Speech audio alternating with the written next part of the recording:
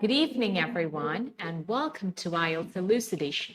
This is me, 𝗂𝗃𝗟𝐬𝐯, joining you from 𝗂𝗃𝗟𝐬𝐯 Academy. Yes, we've come with yet another elucidation live to answer all your questions. In the previous lives, you had asked few questions and I tried to answer all of your questions, and there were few questions left, and those questions will be answered today.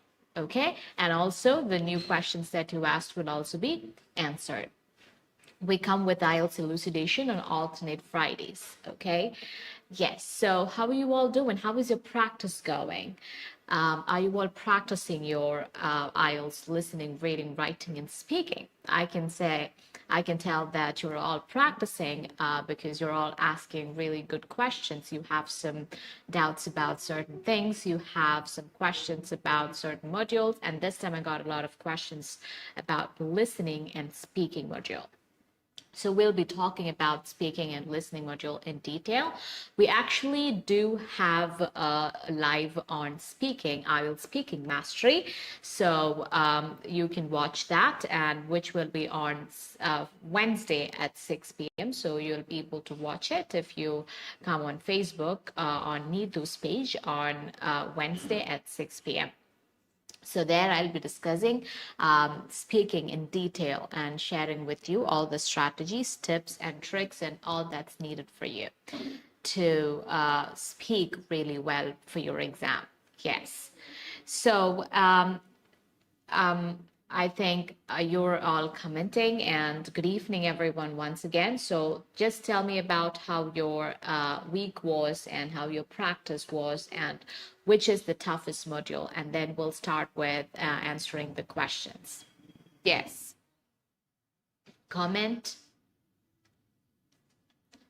Yes. Let me know in the comments. And so the first question we have, and that I'm going to answer today, is from 𝗃𝗟𝗃𝗂𝗧. So we have few questions from students related to speaking. So I'll read their names and say the questions, read the questions as well. So 𝗃𝗟𝗃𝗂𝗧, how to improve my vocabulary, especially in speaking? How to improve my vocabulary, especially in speaking? Yes.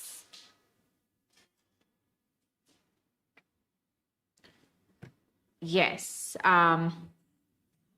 Good evening, everyone, once again. So the question was how to improve my vocabulary, especially in speaking.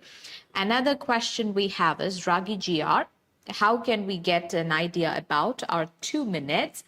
Because in easy topics, I usually don't get enough time to cover all the points in part 2 speaking. And other questions we have, so I'll be explaining how to manage time, but first we will deal with vocabulary in speaking. Okay, speaking vocabulary, I'll deal with that first because 𝗃𝗟𝗃𝗂𝗧 has asked that question, so we'll be dealing with that question first. And then we also have questions from Anila Anna George asking us, can you please explain how to do speaking test? Some tips and tricks to score more in speaking. So I'll be answering that question as well. Can you please give some tips about how to get high score in speaking? Tintu Anoop has asked. And Rehna Mol Babu has asked, can you please give some tips for answering the cue card in a better way? So all these questions are related to speaking. So the first question is from 𝗃𝗟𝗃𝗂𝗧. This question was asked in the previous, about 2 weeks ago by 𝗃𝗟𝗃𝗂𝗧, and we couldn't answer all the questions that week. So I'll be answering that questions as well. So that question is how to improve my vocabulary, especially in speaking. Vocabulary. So lexical resource is one of the assessment criteria of our IELTS speaking. So since it is one of the assessment criteria, and it carries 25% of our marks. And it's so important that you improve your vocabulary. But how do we do that? And we've been told that you need to have good words. You need to use appropriate and accurate words in your speaking to get good scores. It's okay. Or 25% of your score is dependent on how accurately and appropriately you're using the words or vocabulary. So how do you improve your vocabulary? How can we improve our vocabulary? What can we do to improve our vocabulary? So what is important is how you improve your vocabulary is important. What we usually do is we take a list of words, we learn those lists and we by heart.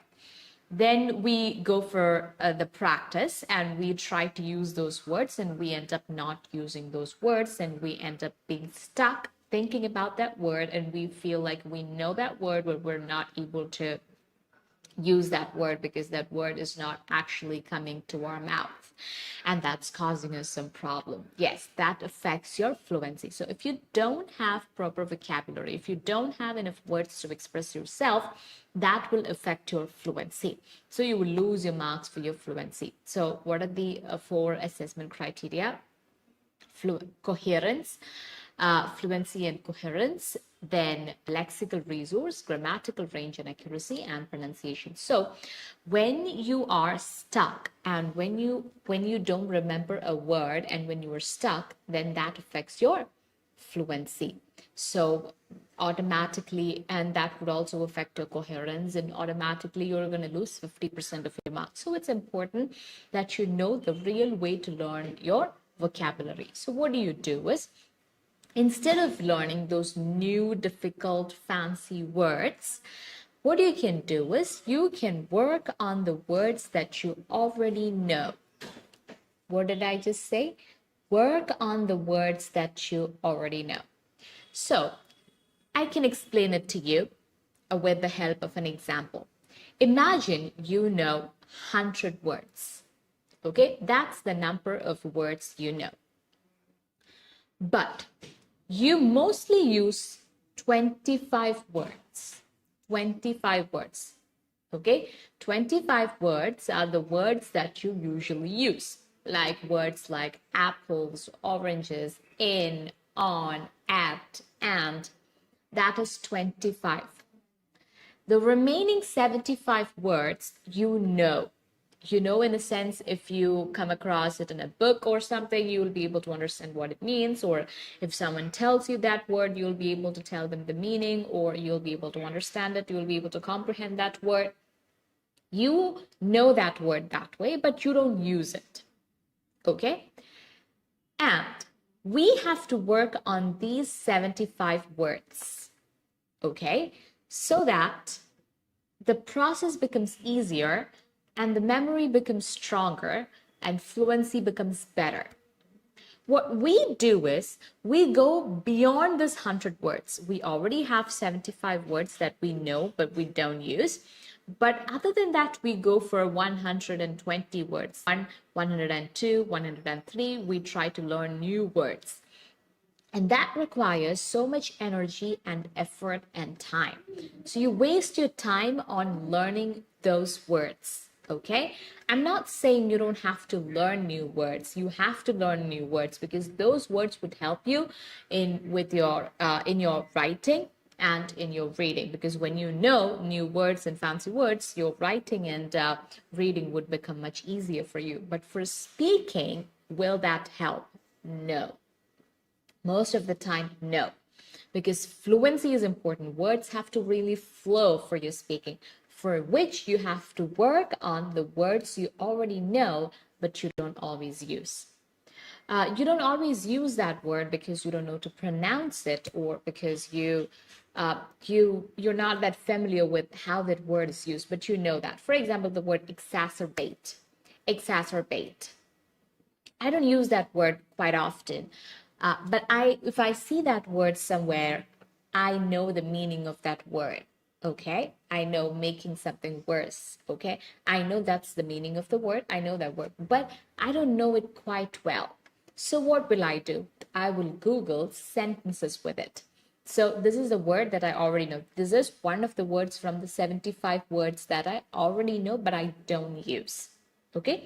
So these words you have to take and you have to practice speaking. So when you learn a word, no, just when you're working on a word that you already know, what you do is you go to Google, you go to internet, and then you search sentences with exacerbate.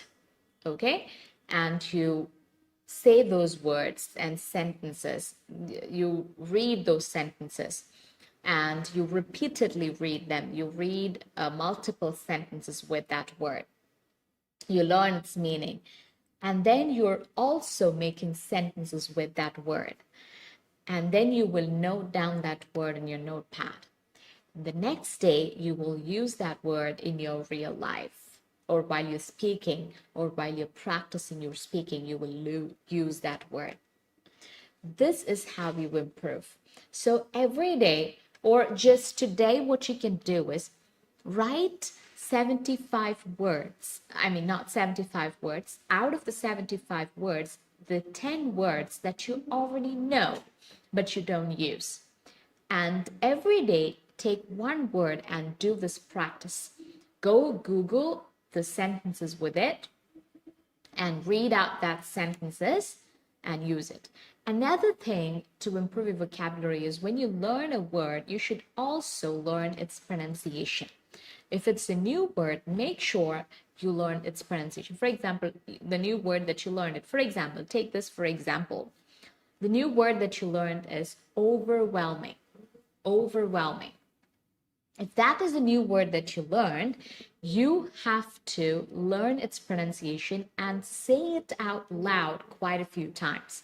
Many a times our brain actually inhibits us from saying some word because it is afraid that we would make a mistake. So we don't say certain words because we're scared we would make some mistakes. So it's important that you learn its pronunciation, you say it out loud, and then you read it in sentences, and then you make sentences all by yourself. You're using all your senses, like your eyes. You're reading that sentence, so you're seeing it. You're using your mouth, you're speaking it out loud. And at the same time, you're also hearing that word.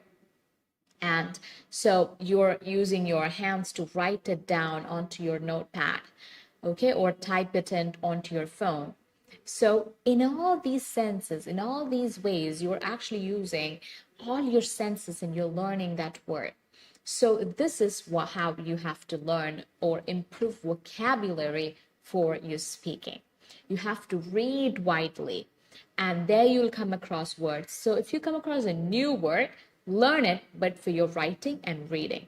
But if you come across a word that you know what it means, but you don't quite use that word in your daily life, then take that word, note it down, learn its meaning, go Google its meaning once again, learn its pronunciation, use it in sentences, read it in sentences, read multiple sentences with it, make sentences with it. The next day, talk while you're talking to your friends, use that word, or while you're practicing your speaking, use that word. So that way, be familiar with that word. Just get to know that word really well. That's how you do. So you read widely, you listen widely. That means you listen to a lot of podcasts and watch series and all of that. It is not just simply watching. I've told you about micro listening. So when you watch or when you listen to it, if you come across a word that you already know, just note it down and do the same process that I mentioned before. So these are the main things that you have to do. And another thing you can do is learn it in context. Learn it in context. So when you learn a word, put it in some context and learn it from it. So this is the advantage of listening to podcasts and sitcoms and series and watching it and all, because you see or you hear that word in that context. So you already know in what context that word is used. So it is much easier for you to practice or put it into your daily life and use it in your daily life. So just learn words in context and also practice with the words. So Learning 100 words wouldn't do any good, but if you learn words like this and use it and practice by using it in your own speaking, then you will do a great job. So you can choose. And also another thing that you can do is when you learn a word, look for its synonyms, antonyms, use dictionaries, make use of dictionaries and learn these synonyms, antonyms, and those kind of words for one particular word. For example, you might have to use words like important and you need another word for it. So just Google or just go online. When you do your speaking, you will know you're repeatedly using some words. Okay, so for those words, note it down while you're saying this answer, while you practice, and then go look for their synonyms or their antonyms. Okay, antonyms as well. Just so that if you come across a situation where you have to use them, you'll be able to use them. So always make sure for words, the commonly used words like it is important, beautiful, for those kind of words, just look for synonyms so that you will be able to use those things while you're doing your speaking. So there will be no repetition of words in the speaking or in the answer that you are saying. So is it clear to everyone? Let me know in the comments.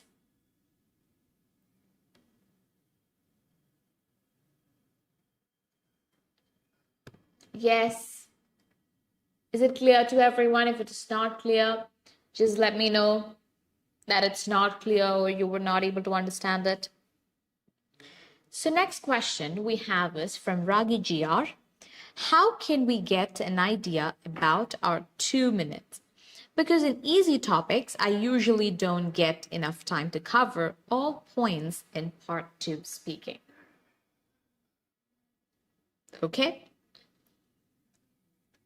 She's saying 2 minutes is not enough for her. She's not able to cover all the points. One thing that I want to tell you is, when you get a cue card, describe an interesting person you have met in your life. That is the main question. Then you have some cues. They are called cues. That's why it's called a cue card. Cues like who that is, who is that, how do you know this person, where is he, what is that made you feel that person is interesting. These are the cues. And you know the answer very well. And you're telling me you're not able to cover all these 4 points while answering this question. Is it a problem? Or what can we do? First of all, it's not compulsory that you have to answer all the cues. Okay? Those cues are just to help you form the answers. The cues are just to help you make an answer for 2 minutes. Your main question is describe an interesting person you have met. You have to answer that question properly. But in order to answer that question properly, it would be great if you're answering all these questions in different order or in the same order. So how do you incorporate all these points in your answer? For which, what you have to do is, you have to practice. When you practice, keep a timer. Take easy questions and speak. And check how many sentences, so try to say 4 sentences each for each cue. And see if you are speaking for 2 minutes. Okay, because I'm saying try that because everyone's speed is different, okay? My pace is different from yours. So everyone's speaking pace or speed is different. So if I tell you 4 sentences would be good, but your sentences might be longer or smaller. So we cannot say, we cannot give you a standard number of sentences that would make 2 minutes. So try saying 4 sentences each for 4 cues and then turn off the timer and see how long you spoke. And the next time you put the time, so maybe you spoke for 1 minute, 50 seconds. So just put the timer again, or 1 minute, 15 seconds. So keep the timer, make it to 5 sentences and see if you're able to answer all the points, all the cues. So when you make it a 5 sentences, you may not be able to answer the 4th cue with 5 sentences. You could only say 3 sentences, but that's fine.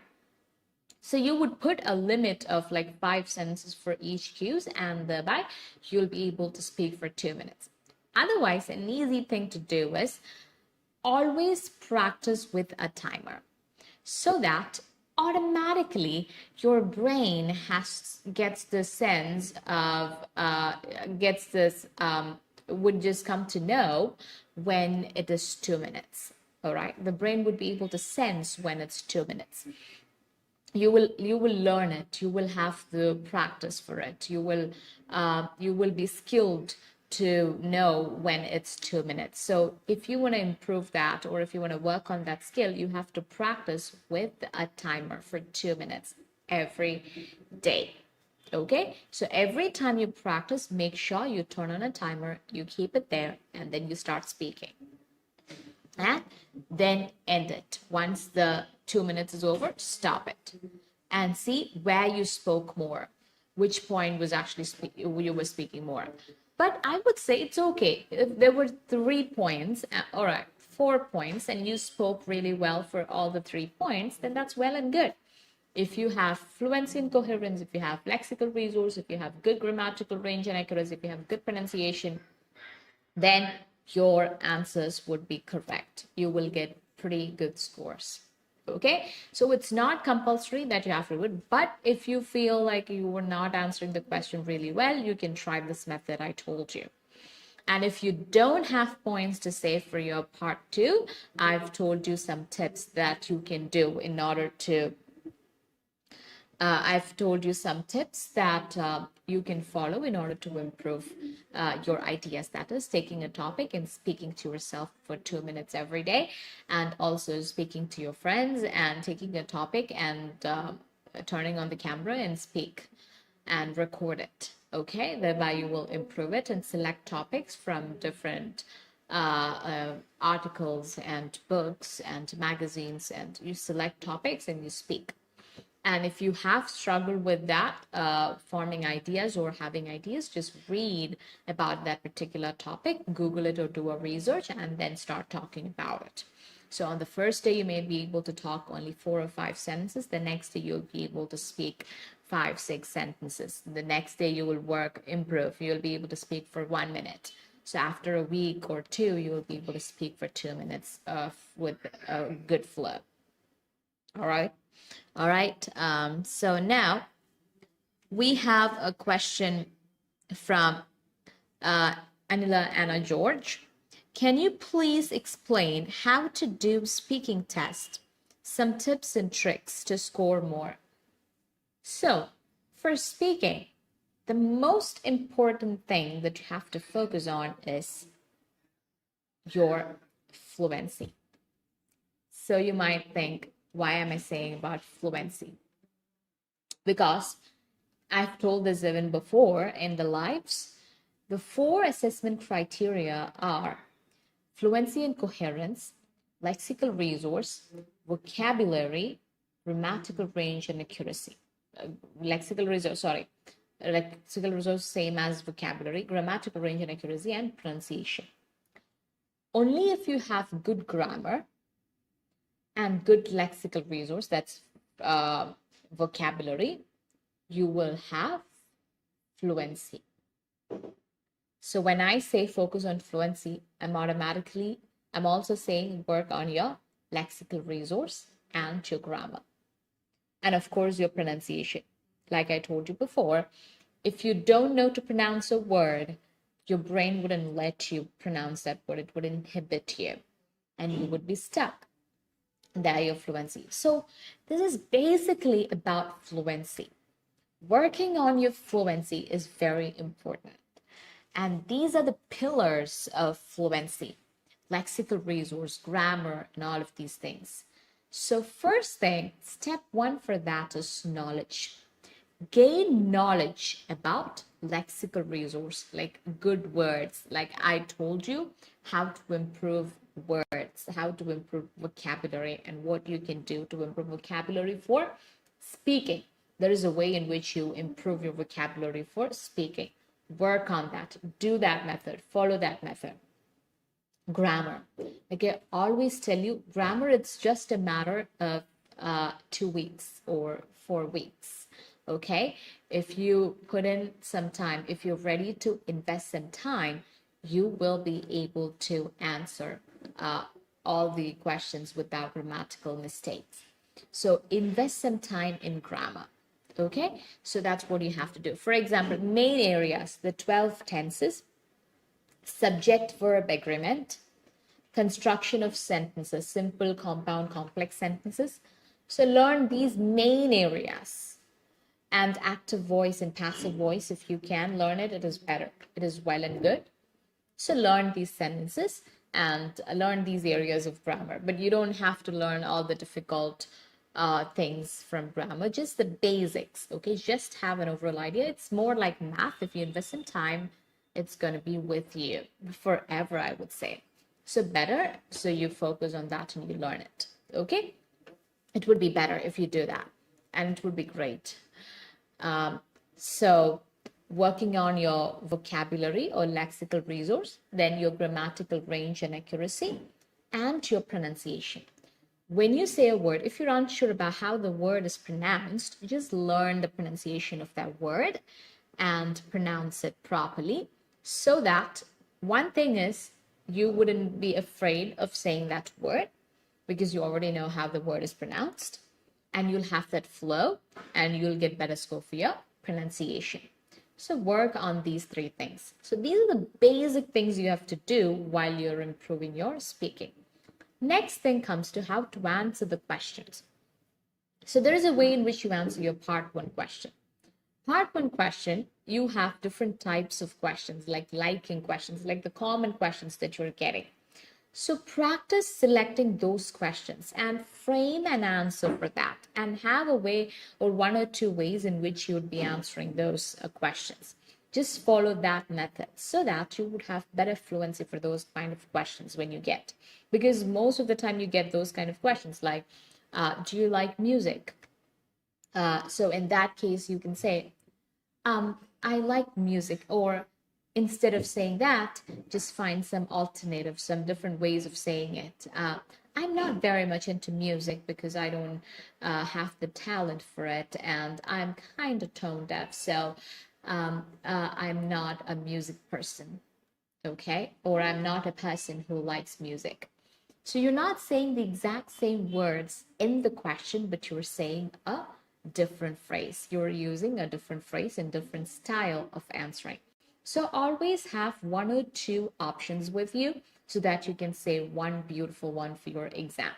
So this is one trick that you can follow for questions like liking questions, or describe a place you've visited, describe things. So that type of questions. For that, you think about some things. And always try to use synonyms for each questions. Okay, when a question is asked, don't try to use the exact same word in the question, but use synonyms instead. But it is not always possible for us to use the synonyms. When you use the synonyms, make sure you're so sure it is the synonym, not something very close to it, but not the exact meaning, not the words having exact meaning of the word that you're using, that the word for which you were looking for a synonym. So those kind of words you should avoid. So for example, I think I've said this example even before. For young people, the synonym could be youth. Youth could be a synonym. But imagine you said students. Students could be young people or old people. So in such cases, if you're unsure about the meaning of the word that you're going to use, don't go for it. Use the word that is in the question itself, because it's better than making a mistake, a blunder, and showing and telling the examiner that you don't know the meaning of this word. You neither know the synonym of that word. So we can just show, if you're just using the word, the examiner would just know that you don't know the synonym of that word. That's it. Or for some words, it's not possible to think of synonyms and use synonyms. All right. So you will have to use the exact word in the question, the same word in the question. So that is fine. Feel free to use that. And coming on to part 2 questions. For part 2 questions, for some questions, you may not get ideas. It might be hard for you to get ideas for some questions. Hi, Claude and Lois. Good evening. Hi, 𝗂𝗃𝗟𝗂. So, for some questions, it's really hard for you to get ideas. For those type of questions, like describe a poem that you read, describe an interesting book that you read, describe a musician that you love. For these type of questions, you might need some more information. For that, you can do a research and have an idea for it. So always I tell you, I think most of you are following 𝗓𝗏𝗧𝗦 book.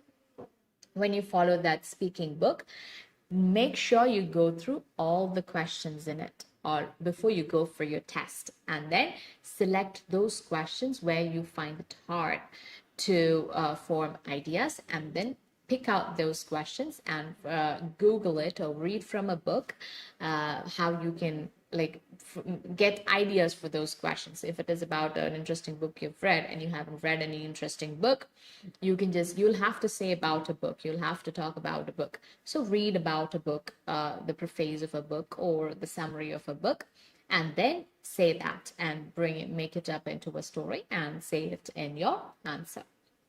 This is what you can do. For part 3, it's a discussion. So you will be asked to discuss certain things with the examiner. So you will have to discuss there. Again, you have to say your opinion. And also when you say your opinion, you can use different words. Like in the first question, if you used I think. For the second question, you can use I believe, I have this opinion that, or I think. Different words like that can be used, or different phrases like that can be used. Okay, so now let's move on to the next. I hope I answered your question, Anila Anna George. Next we have 𝗂𝗃𝗟𝗏𝗧𝗦. Can you please give some tips about how to get high score in speaking? So I already gave you those tips for how to get good score in speaking. Rehna Babu is asking, can you please give some tips for answering the cue card in a better way? So, Rehna, for cue card, first thing I told you, I think I've mentioned, I covered all those points before. I've covered it in this live itself, that if you are having a problem with forming ideas, first take research about that topic and speak. And do this every day, okay? And also take a random topic and speak on it for 2 minutes. Record yourself and do it. Even if you get stuck, just say it. So you're learning how you would pick yourself up if you're stuck in between. So you have to teach yourself and train yourself to just speak for 2 minutes. That can be done only by speaking to yourself. So gain all this knowledge and select a topic. Sit there and speak for 2 minutes every day and record the camera, and don't stop in between. Even if you're stuck, just keep speaking. Okay, and learn the process of picking up yourself. Sometimes when you don't have idea, research about the topic, just read about the topic, then come and speak on it. Okay, and then try to speak in English every day. In your office or at home, everywhere, just try to speak in English. Speak in English as much as you can. But doing this practice is more important than speaking in English to your friends. Or I'm saying more important. I'm not saying it's not important. It is important, and it is very important. But this part is it is more important to do.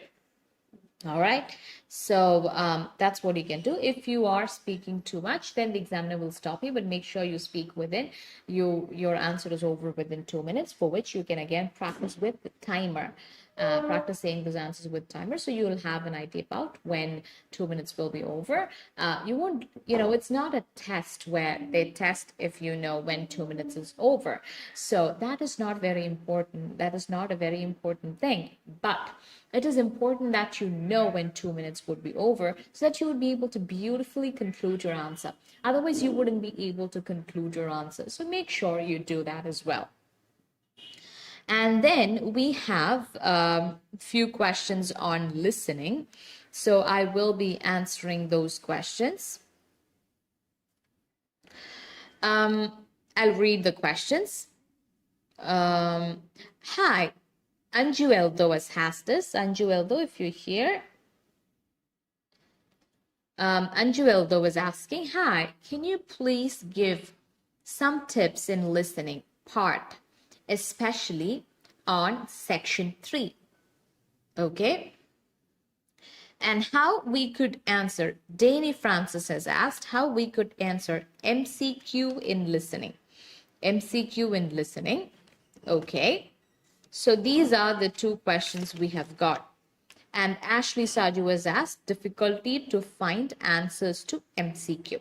So MCQ is a difficult question. MCQ is a difficult question in listening. And listening section 3. Okay. Can you explain how to choose correct hint? Can you help? Please give some tips in listening part, especially section 3. Nicimol Thomas has asked, and Anju Eldo has asked. Anju and Nicimol, if you're watching this, I'm going to answer that question for you. Listening section 3 is really hard, or MCQ part is really hard. So in listening section 3, for those of you who don't know or who are not able to recollect it, you see multiple choice questions. That's what you have for section 3. These multiple choice questions are not very difficult. They are easy. But here the problem is multiple choice questions, the options are very long. So most of the time, the 30 seconds given to you wouldn't be enough to finish reading those all the questions. And these questions would be of two types. One, a main question would be given, and 4 options would be given, and you will be asked to select one of the options from it. Or another case, a main question will be given, 5 or 6 options will be given, and you will be asked to select 3 or 4 options from it, or 2 options from it. More than one option will be asked to select. You'll be asked to select more than one option.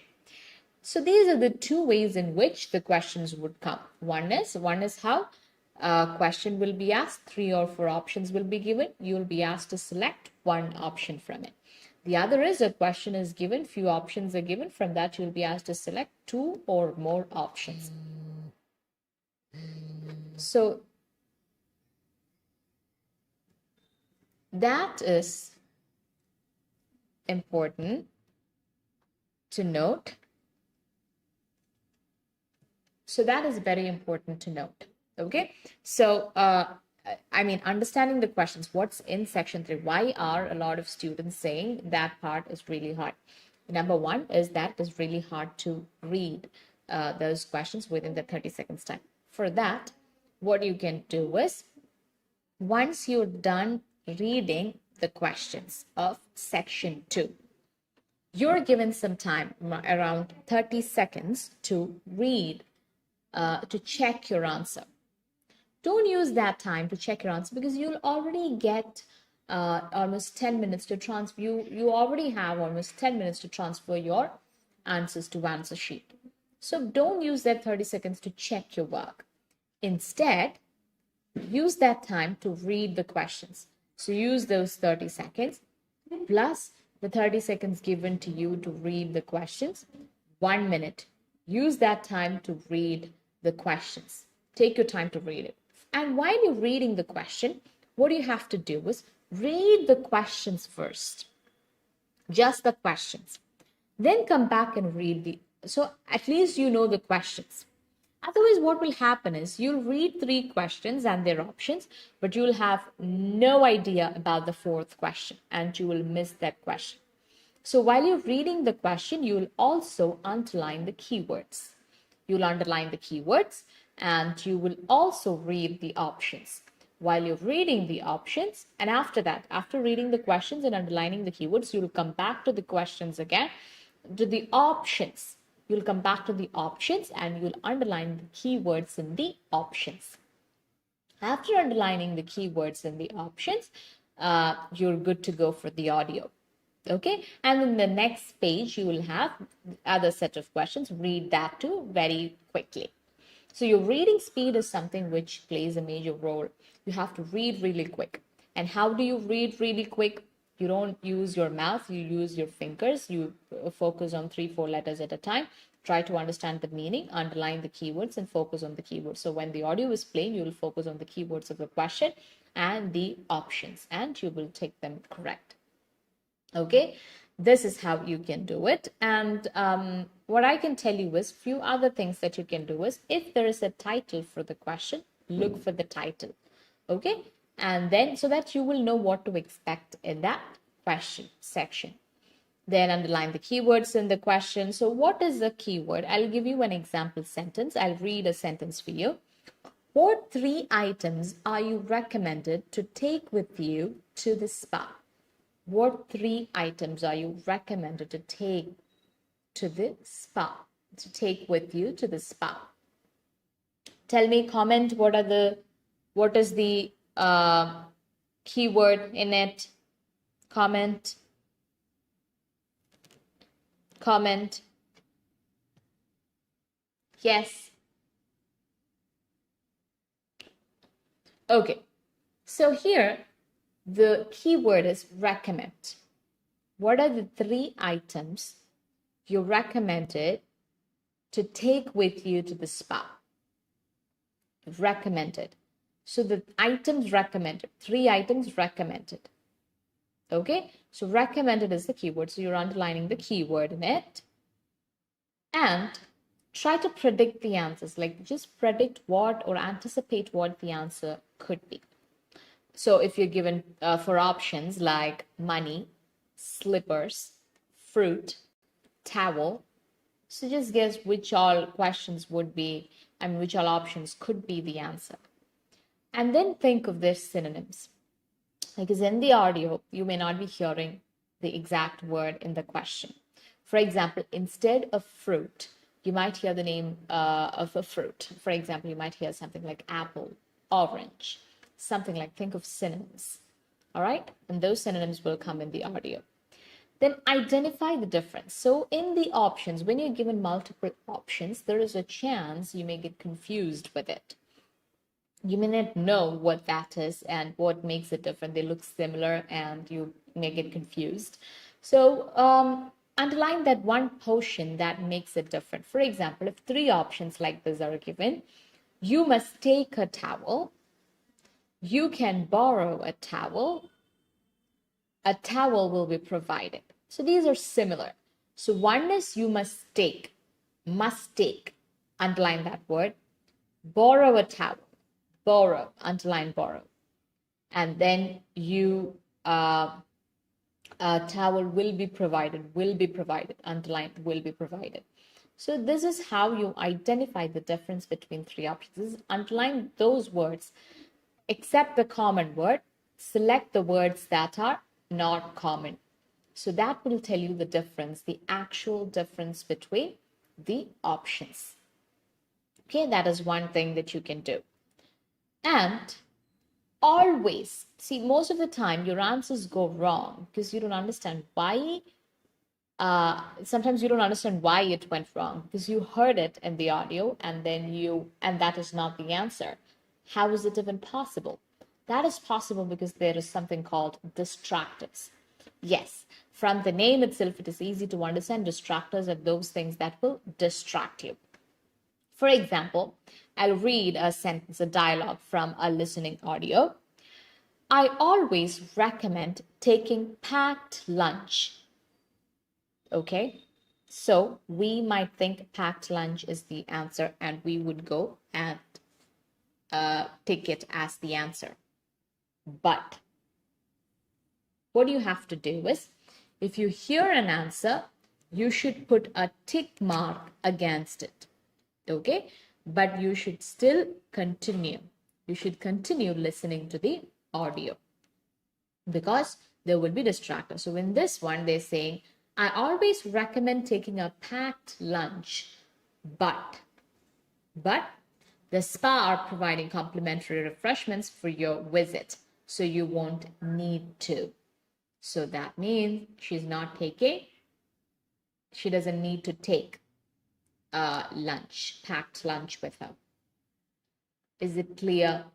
Am I making myself clear? So because of this but that is called as the distractor that changes the whole meaning and the idea that they're trying to convey. Okay, it changes everything. Next sentence that I can give you is, the coach will be returning to the hotel at 5:30 p.m. So we might think the coach returns at 5:30 p.m. and we will put it right.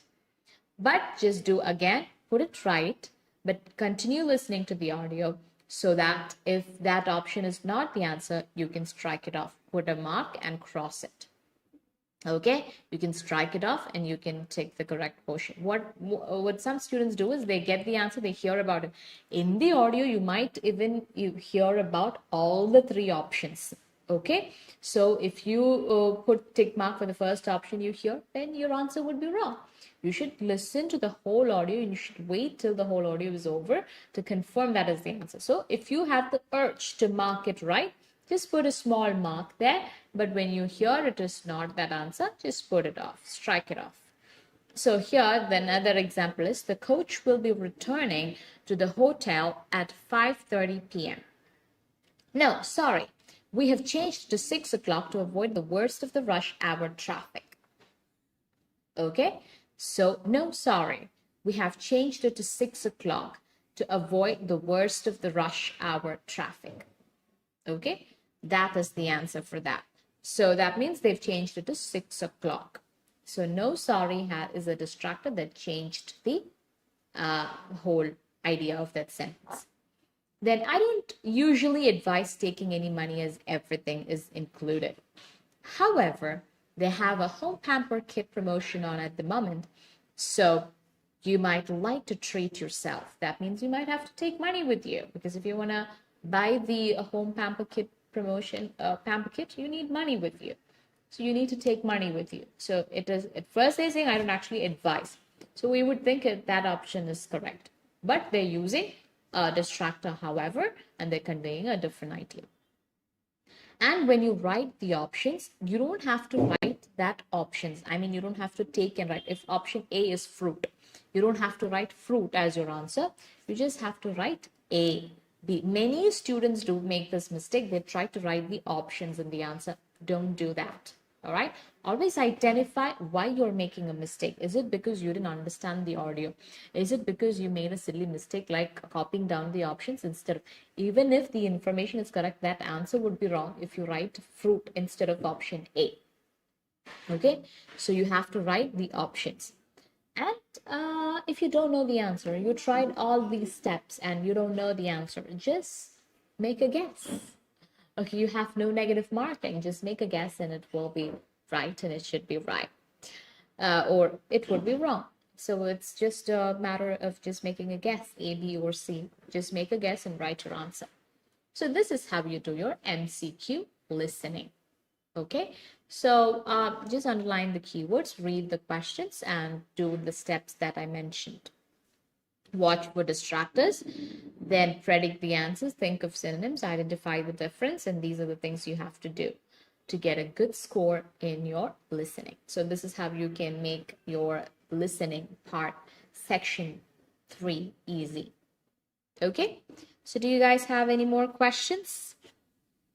If you have any questions, we have a few questions on reading as well. Reading and writing, we'll deal with reading and writing in detail in the upcoming live. So until we meet again in the next live, which would be on the week after this week, next week, Friday at 6 p.m. This is me, 𝗂𝗂𝗂𝗧𝗦 signing off from IELTS Elucidation of